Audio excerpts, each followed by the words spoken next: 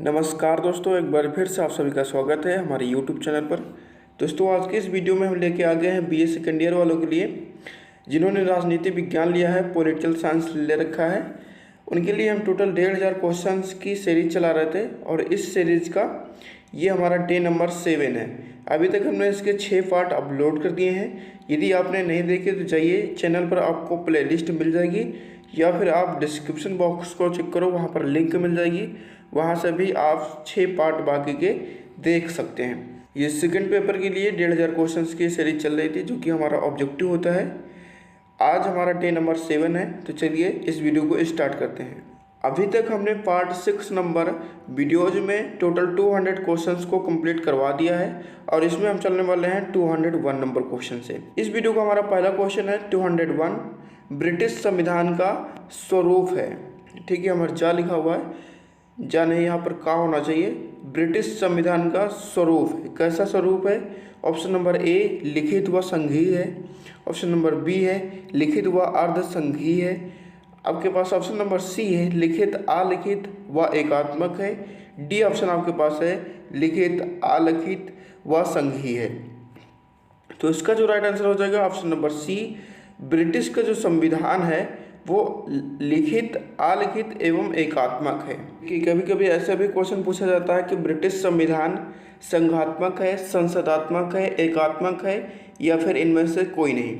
तो वहाँ पर आपको बताना है कि जो हमारा ब्रिटिश संविधान है ये एकात्मक संविधान है। ठीक है, अब देखिए यहाँ पर लिखित और अलिखित में आपको कहीं कहीं कन्फ्यूजन मिलेगा। कन्फ्यूजन ये रहता है कि ब्रिटिश संविधान जो है ये प्रायः जो है ये अलिखित है। ठीक है, मुख्यतः जो है ब्रिटिश संविधान ये अलिखित है, लेकिन मैग्ना कार्टा में कुछ ऐसी चीज़ें लिखी गई हैं बिल्कुल नाम मात्र की, है ना, जिसमें कुछ चीज़ें संविधान के बारे में लिखी गई हैं, शासन के बारे में कुछ चीज़ें लिखी गई हैं। तो यहाँ पर थोड़ी सी चीज़ें जो हैं वो लिखी गई हैं, बाकी जो मुख्यतः चीज़ें हैं, मुख्यतः शासन की विधियां हैं, वो परंपराओं पर आधारित हैं।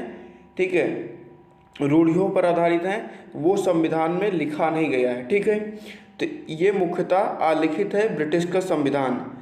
तो यहाँ पर देखिए दोनों सही हो सकते हैं क्योंकि थोड़ा सा इसमें लिखा भी गया है और मुख्यतः जो है वो अलिखित है, तो इसमें कंफ्यूज नहीं होना आपको। ठीक है, आई होप कि आपको ये क्लियर हो गया होगा। बढ़ते हैं नेक्स्ट क्वेश्चन पर।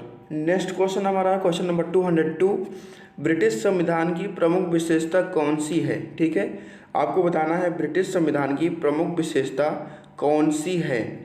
ऑप्शन नंबर ए आपके पास है विकसित है, बी आपके पास है अलिखित है, सी आपके पास है लचीला है, डी आपके पास है उपर्युक्त सभी। तो देखो ब्रिटिश संविधान की जो प्रमुख विशेषताएं हैं यहाँ पर नहीं है, इसको नहीं काट दीजिए, यहाँ पर है। ठीक है, इसका जवाब आपको देना है। देखो ब्रिटिश संविधान जो है विकसित है, अलिखित है, लचीला है, ये तीनों इसकी विशेषताएं हैं। तो ऑप्शन नंबर डी सही रहेगा हमारा, उपर्युक्त सभी। बढ़ते हैं नेक्स्ट क्वेश्चन पे। ब्रिटिश संविधान की ये तीनों विशेषताएं हैं, इनको आपको याद रखना है। नेक्स्ट क्वेश्चन हमारा है क्वेश्चन नंबर 203, संसदीय सर्वोच्चता का अर्थ है। संसदीय सर्वोच्चता का अर्थ है प्रधानमंत्री कानून बदल सकता है। ऑप्शन नंबर बी है संसदीय कानूनों को चुनौतियां नहीं दी जा सकती हैं। ऑप्शन नंबर सी है सम्राट संसदीय कानूनों को संशोधित नहीं कर सकता है। ऑप्शन नंबर डी आपके पास है उपर्युक्त में से कोई नहीं। देखो संसदीय सर्वोच्चता का जो अर्थ है वो ऑप्शन नंबर बी है कि संसदीय कानूनों को चुनौतियां नहीं दी जा सकती हैं। ठीक है, संसदीय सर्वोच्चता का क्या अर्थ है? संसदीय सर्वोच्चता का अर्थ ये है कि संसदीय कानूनों को चुनौती नहीं दी जा सकती। तो ऑप्शन नंबर बी रहेगा हमारा राइट आंसर। बढ़ते हैं नेक्स्ट क्वेश्चन पर। नेक्स्ट क्वेश्चन हमारा क्वेश्चन नंबर 204, यह किस विद्वान का विचार था कि इंग्लैंड में कोई संविधान नहीं है? तो आपको बताना है कि किस विचारक ने विचार दिया था कि इंग्लैंड में कोई भी संविधान नहीं है। ऑप्शन नंबर ए है न्यूमैन ने, ऑप्शन नंबर बी है मुनरो ने, ऑप्शन नंबर सी है एलेक्सिस द तकवील ने, या फिर डी आपका है डाइसी ने। तो ये विचार दिया था एलेक्सिस द तकवील ने। इन्होंने कहा कि इंग्लैंड में कोई भी संविधान नहीं है। तो ऑप्शन नंबर सी रहेगा राइट आंसर। बढ़ते हैं नेक्स्ट क्वेश्चन पर। नेक्स्ट क्वेश्चन हमारा क्वेश्चन नंबर 205, ब्रेक्सिट का संबंध किससे है? ठीक है। आपसे पूछा जा रहा है कि ब्रेक्सिट का संबंध किससे है। ऑप्शन नंबर ए है आपके पास मेक्सिकोवासियों को अमेरिका में घुसने से रोकना। ऑप्शन नंबर बी है ब्रिटेन का यूरोपीय संघ से अलग होना। सी आपके पास है अमेरिका से नक्सलवादियों को बाहर करना। डी आपके पास है स्कॉटलैंड का ब्रिटेन से अलग होना। तो यहाँ पर ब्रेक्सिट का जो संबंध है ऑप्शन नंबर बी ब्रिटेन का यूरोपीय संघ से अलग होना।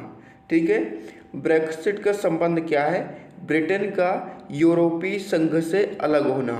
तो ऑप्शन नंबर हमारा बी रहेगा राइट आंसर। इसको आपको याद रखना है, इम्पोर्टेंट क्वेश्चन है, कई बार पूछा गया है। नेक्स्ट क्वेश्चन आपके पास है 206 ब्रिटेन का संविधान है विकसित है विकासशील है। ऑप्शन नंबर सी विकसित एवं विकासशील दोनों है। डी आपके पास है स्थायी दस्तावेज है। तो ब्रिटेन का जो संविधान है वो विकसित एवं विकासशील दोनों है। ठीक है, ऑप्शन नंबर सी रहेगा हमारा राइट आंसर। ब्रिटेन का संविधान हमारा कैसा है, विकसित एवं विकासशील है और ब्रिटेन का संविधान एकात्मक है। ठीक है, तो ऑप्शन नंबर सी रहेगा हमारा राइट आंसर। बढ़ते हैं नेक्स्ट क्वेश्चन पर। नेक्स्ट क्वेश्चन हमारा क्वेश्चन नंबर 207 ब्रिटिश संविधान का उद्घाटन तिथि क्या है। काफ़ी इंपॉर्टेंट क्वेश्चन है, कई बार आपके एग्जामिनेशन में पूछा गया है और तो इसको आपको ज़रूर याद कर लेना है। ठीक है, ऑप्शन नंबर ए आपके पास है 26 जनवरी 1950 को। बी आपके पास है 20 सितंबर 1954 को। सी आपके पास है 30 अप्रैल 1789 को। डी आपके पास है कोई उद्घाटन तिथि नहीं है। ठीक है, तो इसका जो राइट आंसर है ऑप्शन नंबर डी कोई उद्घाटन तिथि नहीं है। ब्रिटिश संविधान का कोई उद्घाटन तिथि नहीं है क्योंकि इसके पास अपना लिखित संविधान ही नहीं है, तो इसकी उद्घाटन तिथि क्यों होगी। ठीक है, ब्रिटिश संविधान के पास कोई लिखित संविधान नहीं है तो इसकी उद्घाटन तिथि भी नहीं होगी।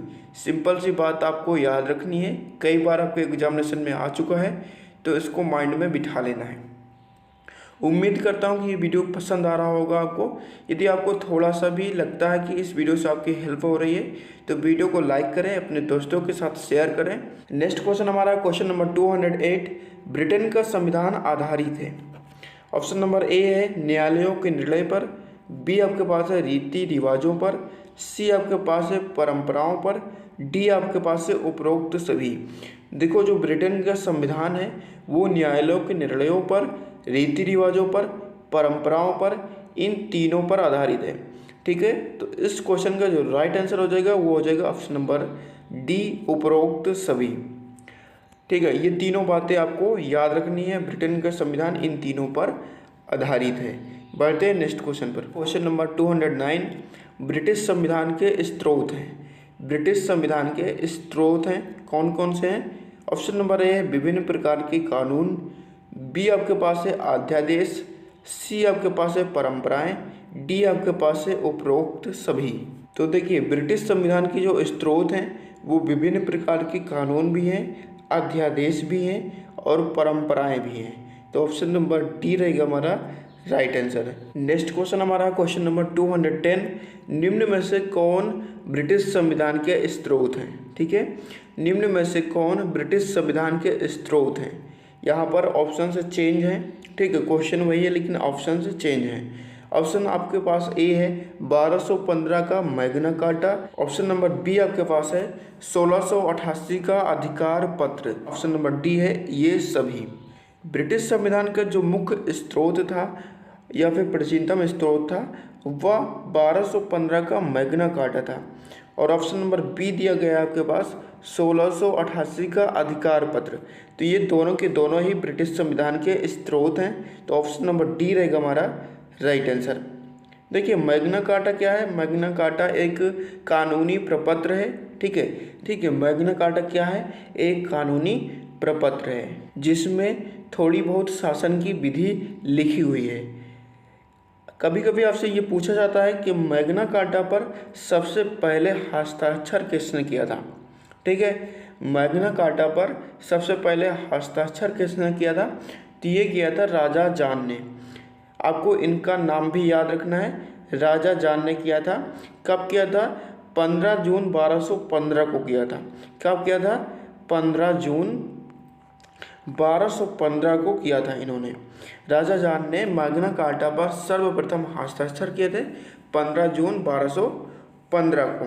तो ये क्वेश्चन आपको याद रखना है, प्रीवियस ईयर में ये क्वेश्चन पूछा जा चुका है, इंपॉर्टेंट है, ठीक है। बढ़ते हैं नेक्स्ट क्वेश्चन पर। नेक्स्ट क्वेश्चन हमारा क्वेश्चन नंबर 211, ब्रिटिश शासन व्यवस्था में सर्वाधिक अंश किसका है? प्रथाओं का है, परंपराओं का है? ऑप्शन नंबर सी है विद्वानों, न्याय शास्त्रियों के ग्रंथ। ऑप्शन नंबर डी आपके पास है उपरोक्त सभी। तो इसका जो राइट आंसर है ऑप्शन नंबर डी, उपरोक्त सभी। देखो, ब्रिटिश शासन में सर्वाधिक अंश किसका है? प्रथाओं का भी है, परंपराओं का भी है, विद्वानों एवं न्याय शास्त्रियों के ग्रंथों का भी है, ठीक है। ब्रिटिश न्याय व्यवस्था में ये सभी शामिल हैं।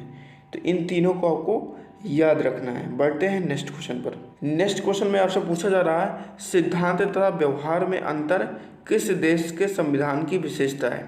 ठीक है, यहाँ पर आपसे पूछा जा रहा है कि सिद्धांत तथा व्यवहार में अंतर किस देश के संविधान की विशेषता है? ऑप्शन नंबर ए आपके पास है ब्रिटेन, ऑप्शन नंबर बी आपके पास है अमेरिका, सी आपके पास है फ्रांस, डी आपके पास है जर्मनी। तो देखिए, सिद्धांत और व्यवहार में जो अंतर पाया जाता है वो ब्रिटेन के संविधान में पाया जाता है। तो ऑप्शन नंबर ए रहेगा हमारा राइट आंसर। नेक्स्ट क्वेश्चन देखो, नेक्स्ट क्वेश्चन हमारा क्वेश्चन नंबर 213, जैसी प्रतीत होती है वैसी है नहीं और जैसी है वैसी प्रतीत नहीं होती है, किस संविधान व्यवस्था के बारे में कहा जाता है? ठीक है, ऑप्शन नंबर ए आपके पास है यूएसए, ऑप्शन नंबर बी आपके पास जापान, सी आपके पास फ्रांस, डी आपके पास है ब्रिटेन। जो ब्रिटेन की संवैधानिक व्यवस्था है इसको कहा जाता है कि जैसे प्रतीत होती है वैसी नहीं है और जैसी है वैसी प्रतीत नहीं होती है। किसके बारे में कहा जाता है? ब्रिटेन की संवैधानिक व्यवस्था के बारे में कहा जाता है, ठीक है। तो ये सेंटेंस, ये स्टेटमेंट आप याद रखें, कई बार आपके एग्जामिनेशन में आया है, ठीक है। तो इसको आपको, इस स्टेटमेंट को याद रखना है। नेक्स्ट क्वेश्चन हमारा क्वेश्चन नंबर 214, 19वीं शताब्दी तक जिस रूप में ब्रिटिश शासन व्यवस्था का विकास हुआ उसकी विशेषताएं क्या हैं? आपसे पूछा जा रहा है कि 19वीं शताब्दी तक जिस रूप में ब्रिटिश शासन व्यवस्था का विकास हुआ उसकी विशेषताएं क्या हैं? ऑप्शन नंबर ए आपके पास है संसद की सर्वोच्चता है, बी आपके पास है केंद्रीय शासन व्यवस्था के संपूर्ण देश पर संप्रभुता, सी आपके पास है विधि राज्य की स्थापना, डी आपके पास है उपरोक्त सभी। तो यहाँ पर आपसे पूछा जा रहा था कि 19वीं शताब्दी तक जिस रूप में ब्रिटिश शासन की व्यवस्था का विकास हुआ है उसकी विशेषताएं क्या हैं? तो देखो, 19वीं शताब्दी तक जो शासन व्यवस्था का विकास हो चुका था उनकी विशेषताएं संसद की सर्वोच्चता भी है, केंद्रीय शासन व्यवस्था के संपूर्ण देश पर संप्रभुता भी रही है, ऑप्शन नंबर सी आपका है विधि राज्य की स्थापना भी रही है। तो इसका जो राइट आंसर हो जाएगा ऑप्शन नंबर डी, उपरोक्त सभी। आई होप कि ये क्वेश्चन आपको समझ में आ गया होगा। इन तीनों विशेषताओं को आपको याद रखना है। बढ़ते हैं नेक्स्ट क्वेश्चन पर। नेक्स्ट क्वेश्चन हमारा क्वेश्चन नंबर 215, ब्रिटेन का संवैधानिक इतिहास वस्तुतः सम्राट तथा पार्लियामेंट के मध्य संघर्ष का इतिहास है। यह कथन सत्य है, असत्य है, पूर्णतः सत्य है, डी आपके पास है अपवादित दशाओं में सत्य है। तो देखो, यहाँ पर आपसे पूछा जा रहा था ब्रिटेन का संवैधानिक इतिहास वस्तुतः सम्राट तथा पार्लियामेंट के मध्य संघर्ष का इतिहास है। यह कथन सत्य, असत्य या फिर पूर्ण सत्य है या फिर अपवादित दशाओं में सत्य है। तो इसका जो राइट आंसर है ऑप्शन नंबर सी, ये जो स्टेटमेंट है, ये जो कथन है, ये पूर्णतः सत्य है, ठीक है। तो इस स्टेटमेंट को आपको याद रखना है। नेक्स्ट क्वेश्चन देखो, नेक्स्ट क्वेश्चन हमारा क्वेश्चन नंबर 216, किस घटना ने ब्रिटिश पार्लियामेंट की सर्वोपरिता अथवा संप्रभुता को सिद्ध कर दिया? पूछा जा रहा आपसे किस घटना ने ब्रिटिश पार्लियामेंट की सर्वोपरिता अथवा संप्रभुता को सिद्ध कर दिया? ए आपके पास है 1688 की घटना, ऑप्शन नंबर बी आपके पास है 1215 की घटना, ऑप्शन नंबर सी आपके पास है 1884 की घटना, डी आपके पास है उपरोक्त सभी। तो इसका जो राइट आंसर है ऑप्शन नंबर ए 1688 की घटना, ठीक है। किस घटना ने ब्रिटिश पार्लियामेंट की सर्वोपरिता अथवा संप्रभुता को सिद्ध किया?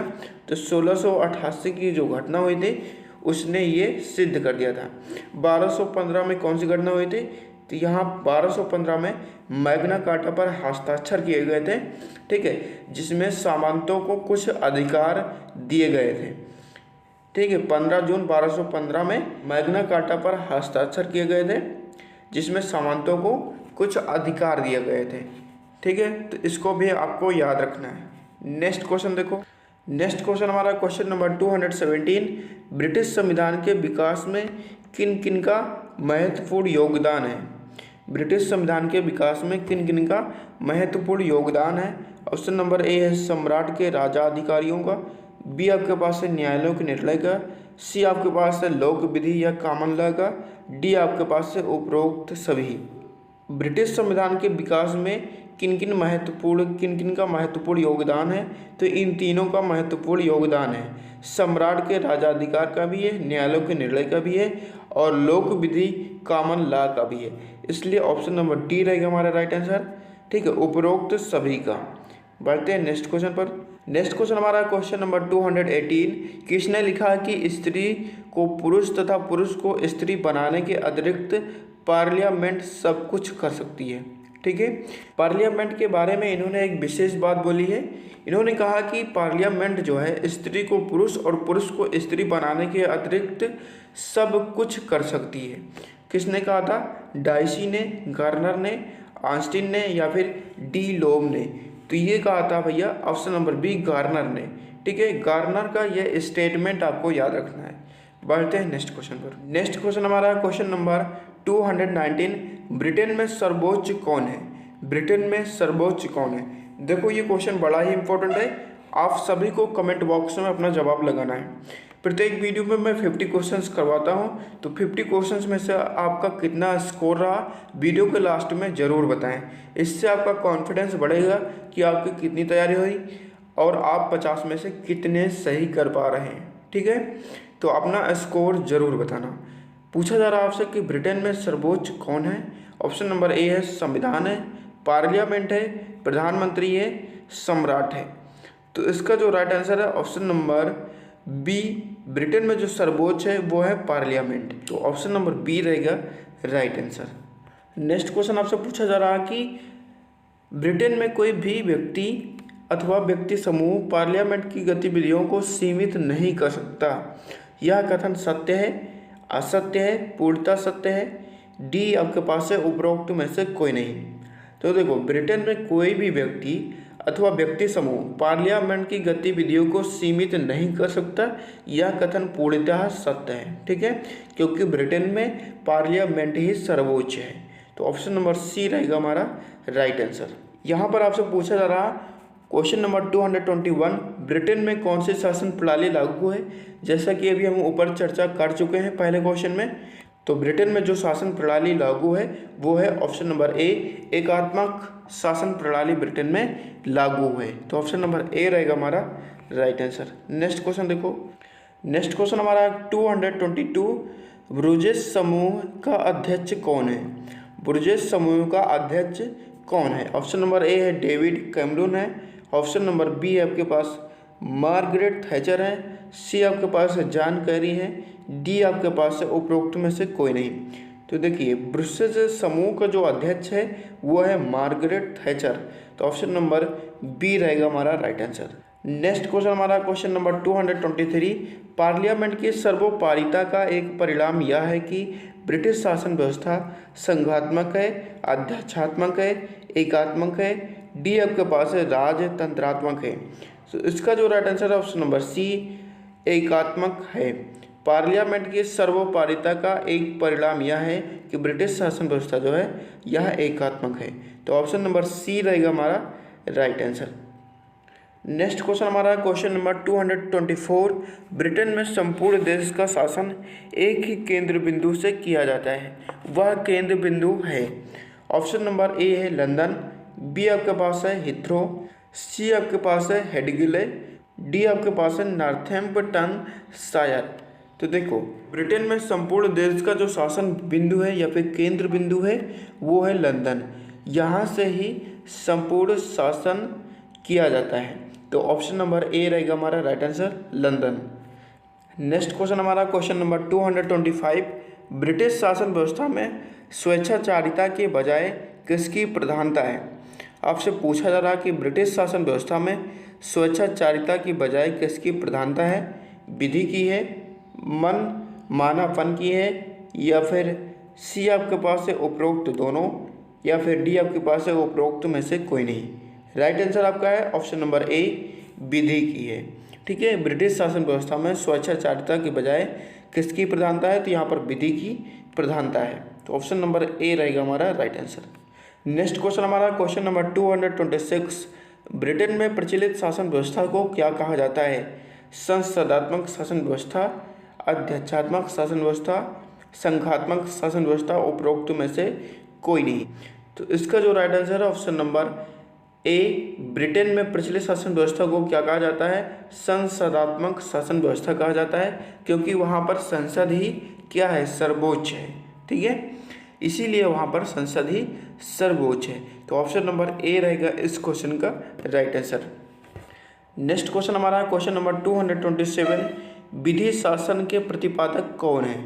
डी लूमा है, मॉन्टेस्क्यू है, सी आपके पास है प्रोफेसर डायसी है, डी आपके पास है आइंस्टीन है। तो विधि शासन के जो प्रतिपादक हैं वो है प्रोफेसर डायसी। तो ऑप्शन नंबर सी रहेगा हमारा राइट आंसर। नेक्स्ट क्वेश्चन हमारा क्वेश्चन नंबर 228, संसदात्मक लोकतंत्र की क्या विशेषता है? संसदात्मक लोकतंत्र की क्या विशेषता आपको बतानी है? ऑप्शन नंबर ए है कार्यकारिणी का संसद के प्रति उत्तरदायी होना, बी आपके पास है कार्यकारिणी का संविधान के प्रति उत्तरदायी होना, सी आपके पास है कार्यकारिणी का सम्राट के प्रति उत्तरदायी होना, या फिर डी आपके पास है उपरोक्त सभी। तो इसका जो राइट आंसर है ऑप्शन नंबर ए। तो वो संसदात्मक लोकतंत्र की क्या विशेषता है? कार्यकारिणी का संसद के प्रति उत्तरदायी होना, ये विशेषता है संसदात्मक लोकतंत्र की। ठीक है, संघीय लोकतंत्र की क्या विशेषता है? इसमें क्या होता है संघीय लोकतंत्र में? इसमें होता है कार्यकारिणी का संविधान के प्रति उत्तरदायी होना। ठीक है, राजतंत्रात्मक शासन व्यवस्था की क्या विशेषता है? तो इसकी विशेषता है कार्यकारिणी का सम्राट के प्रति उत्तरदायी होना। ठीक है, तो ये सारी की सारी बातें आपको याद रखना है। इस क्वेश्चन का राइट आंसर हो जाएगा option number A. Next question हमारा क्वेश्चन नंबर 229, संसदात्मक शासन प्रणाली की क्या विशेषताएं होती हैं? ऑप्शन नंबर ए है संसद से ही कार्यकारिणी का गठन होता है, बी आपके पास है कार्यकारिणी का संसद के प्रति उत्तरदायी होना, सी आपके पास है कार्यकारिणी का कार्यकाल संसद की इच्छा पर निर्भर होना, डी आपके पास है उपरोक्त सभी। तो देखो, संसदात्मक शासन प्रणाली में जो विशेषताएं पाई जाती हैं वो विशेषताएं हैं संसद से ही कार्यकारिणी का गठन होता है, ये भी सही है, ये भी विशेषताएं पाई जाती हैं। कार्यकारिणी का संसद के प्रति उत्तरदायी होना, ये विशेषता भी पाई जाती है। कार्यकारिणी का कार्यकाल संसद की इच्छा पर निर्भर होना, ये भी विशेषता पाई जाती है। तो ये तीनों विशेषताएं पाई जाती हैं, इसलिए ऑप्शन नंबर डी रहेगा हमारा राइट आंसर। नेक्स्ट क्वेश्चन हमारा क्वेश्चन नंबर 230, ब्रिटिश संविधान के मुख्य सामाजिक आधार कौन कौन रहे हैं? ब्रिटिश संविधान के मुख्य सामाजिक आधार कौन कौन रहे हैं? ऑप्शन नंबर ए है मैग्ना कार्टा, जो कि 1215 में सबसे पहले प्रकाशित हुआ था, बी आपके पास है गौरवपूर्ण क्रांति 1688, सी आपके पास है वेस्टमिनिस्टर पर नियम, या फिर डी आपके पास है उपरोक्त सभी। तो ब्रिटिश संविधान की मुख्य सामाजिक आधार कौन कौन से हैं? तो ये तीनों हैं। ठीक है, इन तीनों को आपको याद रखना है। तो ऑप्शन नंबर डी रहेगा हमारा राइट आंसर, उपरोक्त सभी। नेक्स्ट क्वेश्चन हमारा क्वेश्चन नंबर 231, ब्रिटिश संविधान के मुख्य सामाजिक आधार कौन कौन रहे हैं? ऑप्शन नंबर ए है धार्मिक तथा जातीय स्थिति, बी आपके पास है नागरिकों की सामाजिक स्थिति, सी आपके पास है राजा के प्रति निष्ठा की भावना, डी आपके पास है उपरोक्त सभी। तो इसका जो राइट आंसर है ऑप्शन नंबर डी, उपरोक्त सभी। ब्रिटिश संविधान के मुख्य सामाजिक अधिकार कौन कौन रहे हैं? तो धार्मिक तथा जातीय स्थिति भी रही है, बी आपके पास है नागरिकों की सामाजिक स्थिति, सी आपके पास है राजा के प्रति निष्ठा की भावना। ठीक है, ये तीनों सामाजिक आधार रहे हैं। तो इन तीनों को आपको याद रखना है। नेक्स्ट क्वेश्चन देखो। नेक्स्ट क्वेश्चन हमारा क्वेश्चन नंबर 232। जैसा कि हम ऊपर इसकी चर्चा कर चुके हैं, आपसे पूछा जा रहा है कि मैग्ना कार्टा पर हस्ताक्षर किस वर्ष हुए थे। तो ये हुए थे 1215 में। ठीक है, 15 जून 1215 में इस पर हस्ताक्षर हुए थे। किस पर? मैग्ना कार्टा पर। और किसने किया था? राजा जॉन ने। तो इनको भी आपको याद रखना है। नेक्स्ट क्वेश्चन हमारा क्वेश्चन नंबर 233। ब्रिटेन में संसदीय व्यवहार उच्च कोटि का दिखाई पड़ता है क्योंकि लोग राजनीतिक मामलों में सहभागिता प्रदर्शित करते हैं। बी आपके पास लोग धर्मनिरपेक्ष हैं। सी आपके पास लोग राजनीतिक रूप से निष्क्रिय हैं। डी आपके पास उपरोक्त में से कोई नहीं। तो देखो, ब्रिटेन में संसदीय व्यवस्था जो है इसका व्यवहार उच्च कोटि का दिखाई पड़ता है क्योंकि लोग जो हैं यहाँ के राजनीतिक मामलों में सहभागिता प्रदर्शित करते हैं। तो ऑप्शन नंबर हमारा ए रहेगा राइट आंसर। नेक्स्ट क्वेश्चन हमारा क्वेश्चन नंबर 234। ब्रिटेन में साक्षरता कितने प्रतिशत है। देखिए, यहाँ पर आपसे पूछा जा रहा है कि ब्रिटेन में साक्षरता कितने प्रतिशत है। ऑप्शन नंबर ए है 98% है। बी आपके पास है 100% है। सी आपके पास 99% है। डी आपके पास 95% है।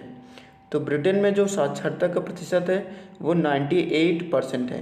तो ऑप्शन नंबर ए रहेगा हमारा राइट आंसर। यहाँ पर एक क्वेश्चन और बन सकता है कि भारत में जो साक्षरता का प्रतिशत वो कितना है। तो भारत में जो साक्षरता का प्रतिशत है वो 74% है। कितना है? 74% है।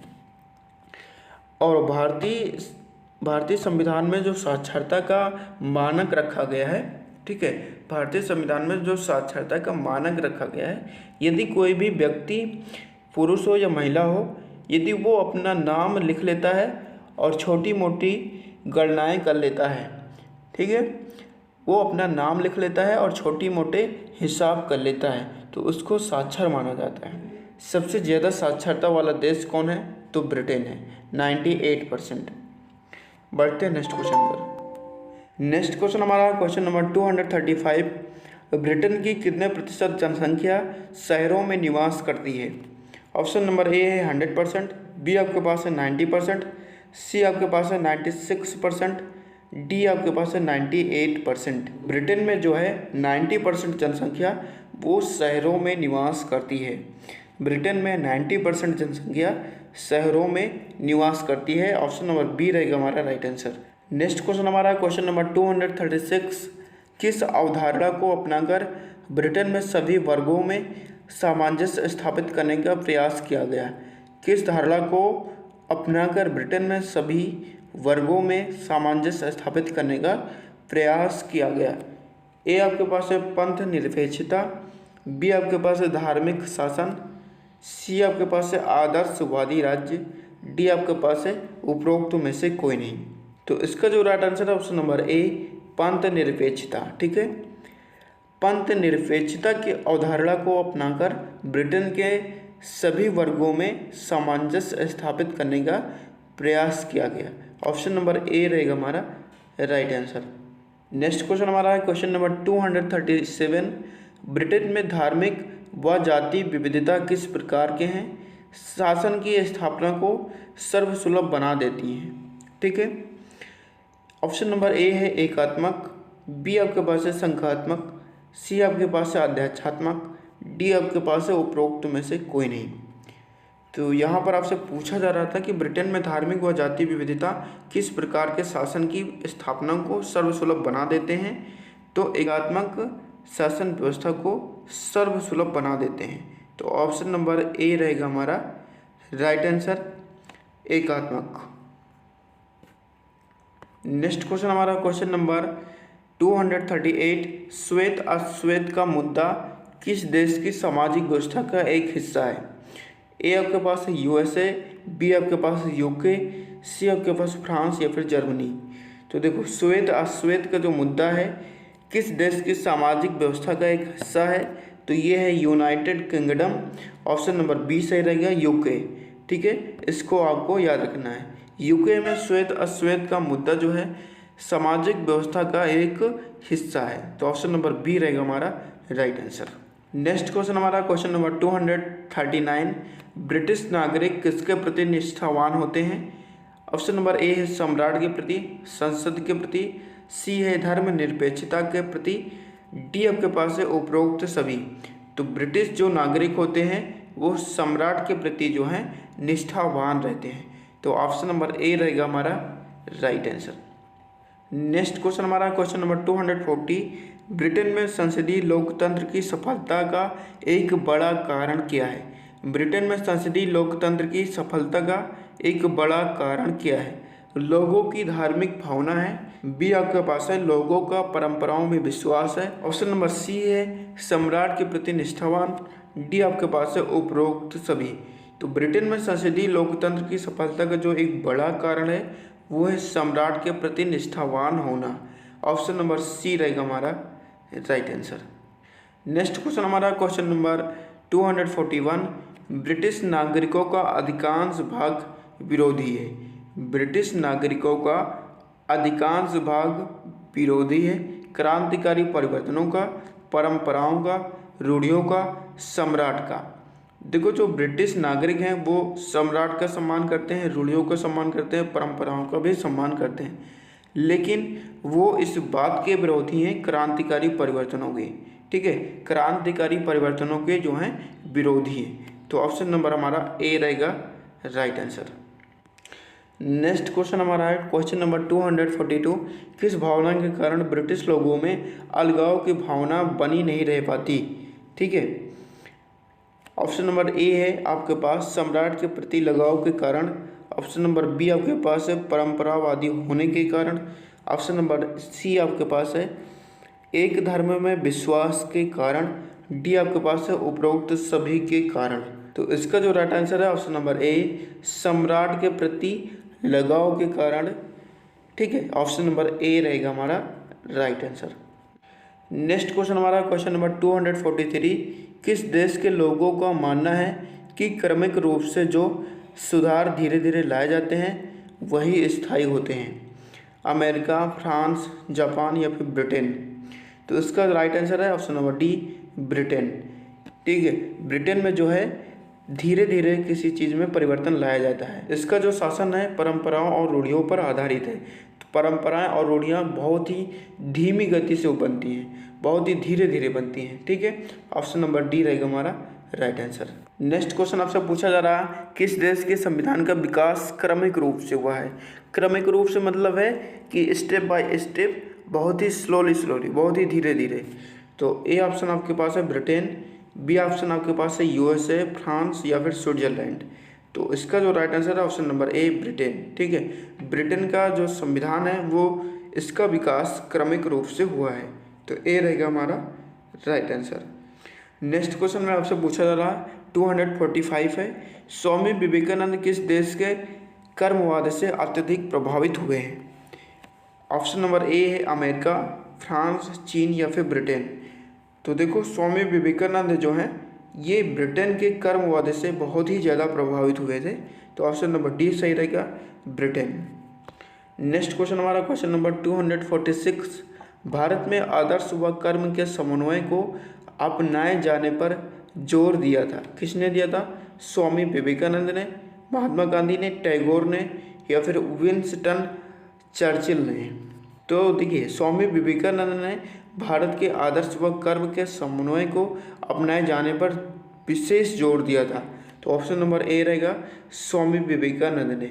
ठीक है, ऑप्शन नंबर हमारा ए रहेगा राइट आंसर। नेक्स्ट क्वेश्चन हमारा क्वेश्चन नंबर 247, भौतिकवादी दृष्टिकोण से संचालित कर्म प्रधान सम्राट किस देश का है? भौतिकवादी दृष्टिकोण से संचालित कर्म प्रधान सम्राट किस देश का है? ब्रिटेन का है, यूएसए का है, जापान का है, डी आपके पास है दक्षिण कोरिया का है? तो इसका जो राइट आंसर है ऑप्शन नंबर ए ब्रिटेन का है। ठीक है, भौतिकवादी दृष्टिकोण से संचालित कर्म प्रधान सम्राट जो है वो किस देश का है? तो ये है ब्रिटेन का। ऑप्शन नंबर ए रहेगा हमारा राइट आंसर। नेक्स्ट क्वेश्चन हमारे पास है क्वेश्चन नंबर 248, किस अवधारणा के चलते ब्रिटेन की अभूतपूर्व उन्नति हुई है और श्रेष्ठ राजनीतिक परंपराओं का विकास हुआ है? किस अवधारणा के चलते ब्रिटेन की अभूतपूर्व उन्नति हुई है या फिर क्रांति हुई है? और श्रेष्ठ राजनीतिक परंपराओं का विकास हुआ है। धर्मपरायणता, बी आपके पास है उपनिवेशवादिता, सी आपके पास है कर्मवादिता, डी आपके पास है इनमें से सभी। तो राइट आंसर आपका है कर्मवादिता के चलते परंपराओं का विकास हुआ है। ठीक है, राजनीतिक परंपराओं का विकास हुआ है कहाँ पर?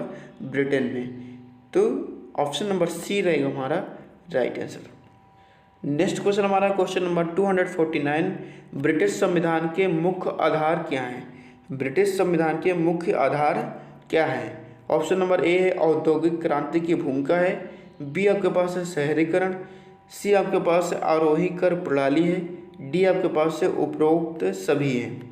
तो इसका जो राइट आंसर है ऑप्शन नंबर सी, आरोही कर प्रणाली जो है ब्रिटिश संविधान के मुख्य आधार है। ठीक है, आरोही कर प्रणाली, तो सी रहेगा हमारा राइट आंसर।